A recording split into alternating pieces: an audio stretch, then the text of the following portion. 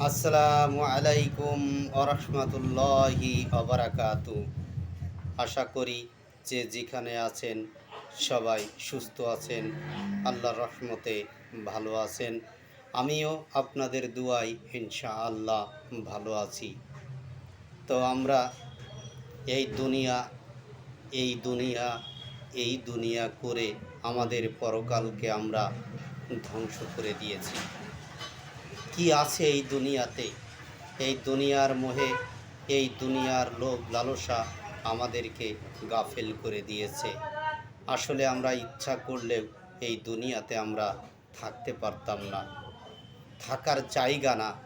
এটা আজ হোক কাল হোক আমাকে আপনাকে অবশ্যই ছেড়ে যেতেই হবে। যদি পৃথিবীর সব ধর্মের মানুষ ভিন্ন মত পোষণ করে, তারপরেও আমার এই কথাটাকে অবিশ্বাস করার মতো ক্ষমতা পৃথিবীর কারো নাই।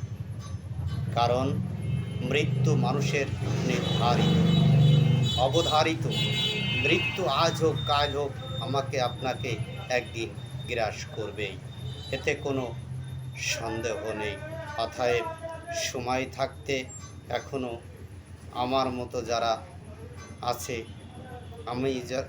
আমার মতো যেরকম আল্লাহর প্রতি, প্রভুর প্রতি, রবের প্রতি গাফেল, ঠিকমতো নামাজও আদায় করি না, ঠিকমতো নামাজ পড়তেও চাই না, রোজা রাখি না, এরা যেন এরকম আর না হয়।